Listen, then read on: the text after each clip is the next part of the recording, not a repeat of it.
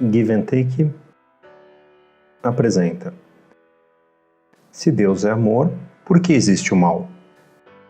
Quando eu era criança, perguntei para minha mãe: Mãe, quem é Deus? E ela respondeu: Deus é o Criador. Ele criou tudo que existe.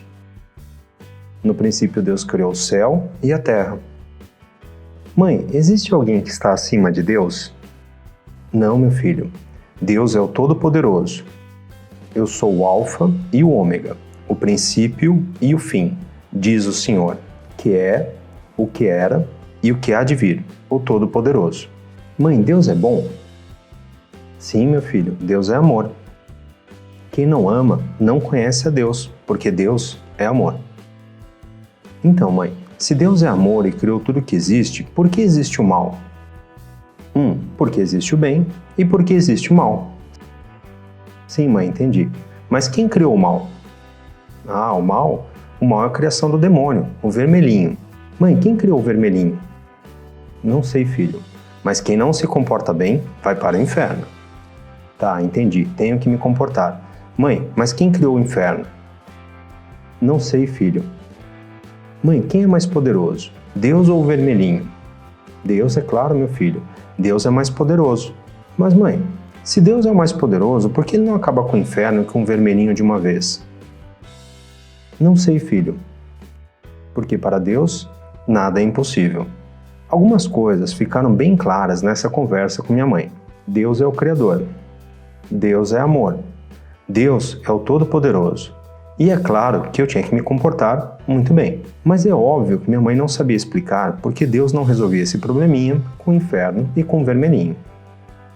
Aulas de religião. Cresci mais um pouco e, como estava matriculado em um colégio de padres, comecei a ter aulas de religião na 5ª série com o professor Marcos. Mas no primeiro dia estranhei o fato do professor não ser um padre. Acreditava que somente padres poderiam ministrar aulas de religião e falar de Deus. Será que ele tinha credibilidade para falar de Jesus, Deus e religião? Adivinha, as suas aulas foram as melhores. O professor Marcos nos transportava no tempo e as passagens de Cristo foram reveladoras. Suas histórias me tocavam a alma. Era uma mistura de felicidade e gratidão, escutando pela primeira vez os ensinamentos de Jesus. Agora sim, algumas coisas começavam a fazer sentido, um caminho a ser seguido. E eu realmente queria ser como ele, queria ser como Jesus. Colégio de Padres. Você conhece aquele ditado? Em casa de ferreiro, o espeto é de pau? Sim, em um colégio de padres nem tudo é amor. Era sair das aulas de religião para se deparar com a dura realidade. Os responsáveis pelo colégio e alguns professores eram muito pouco amigáveis e gentis, e seguiam muito pouco os ensinamentos de Jesus e nem sempre eram muito justos, e literalmente escolhiam algumas crianças para Cristo. Não sei como é o limbo, mas se ele existir, deve ser parecido com aquele antigo colégio. Em um colégio de padre, o amor não deveria prevalecer? As pessoas que seguem o exemplo de Deus e de Jesus não deveriam ser justas, alegres e felizes? Primeira comunhão. Sim, a igreja deve ser o lugar certo para me comunicar com Deus, não é? E a primeira comunhão pode ser uma excelente oportunidade para continuar os ensinamentos de Jesus e encontrar as respostas certas para as minhas perguntas. Bom, mas eu já vou adiantar, eles não conseguiram ir muito mais além do que eu havia compreendido nas aulas com o professor Marcos, mas me passaram alguns ensinamentos. Vamos ao primeiro. Na igreja, crianças não brincam, não fazem barulho e principalmente não fazem perguntas. Segundo ensinamento. Para acessar a Deus, há uma hierarquia: Papa, Cardeal, Arcebispo, Padre e depois, é claro, nós, os leigos. Será que Deus estava mais distante do que eu pensava? Deveria ser Padre ou Papa para ter uma comunicação direta com Deus? Como não podia fazer perguntas, comecei a copiar o que todos faziam. Ficava quieto, repetia os rituais e fazia uma cara que estava arrependido e infeliz. Terceiro ensinamento. Segundo a igreja, todos nós nascemos com pecado original, apesar de sermos a imagem e a semelhança de Deus. Confuso, não é? Sim, segundo a igreja, até uma criança pura que morre sem ser batizada pode ir para o limbo. Bom, isso não me parece nada gentil ou mesmo amoroso. Você faria isso com seu filho? Você mandaria seu filho para o limbo? Se você já teve um filho em suas mãos, é provável que não. E Deus? Deus não é o ser mais amoroso que existe? Muito mais do que nós? Será que ele faria isso com uma criança? Estranho, não é? Bom, eu não acredito.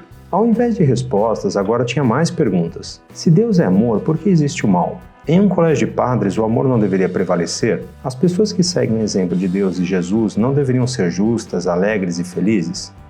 Por que nasci com o pecado original? Por que crianças puras são condenadas ao limbo? Por que na missa não podemos levantar a mão e fazer perguntas?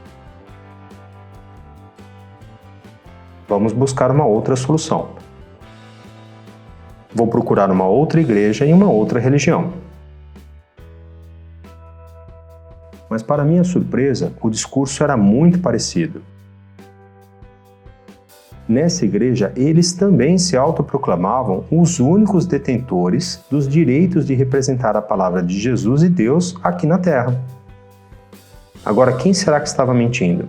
Mas antes que eu pudesse ir embora, completaram: a salvação ocorre através de Jesus. Pensei, ótimo, perfeito, eu amo Jesus. De repente, eles são os verdadeiros representantes e por esse motivo não obtive resposta correta para minhas perguntas na outra igreja.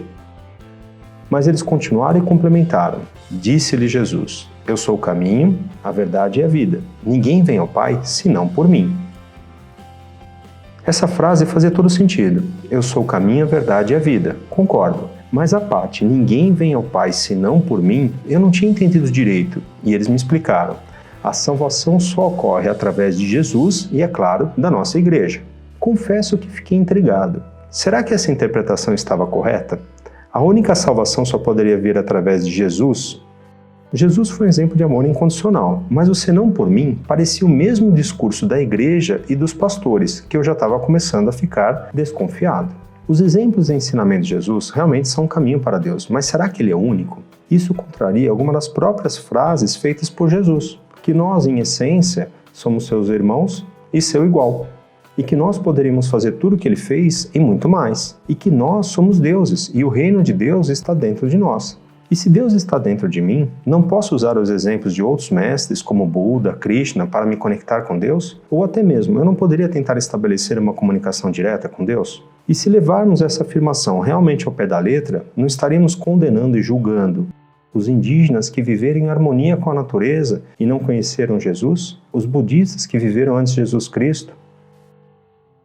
As pessoas que possuem religiões diferentes da nossa, as crianças que ainda não conhecem Jesus, as pessoas que vivem de forma exemplar, mas não acreditam em Deus, e até mesmo nações inteiras que não tiveram influência de Jesus, simplesmente por questões históricas ou mesmo geográficas. E da mesma forma, poderíamos absolver todas as pessoas que acreditam em Jesus, mesmo que elas não demonstrassem o mínimo de amor e carinho ao próximo, simplesmente pelo batizado, confissões constantes e por estar na igreja A e não na B.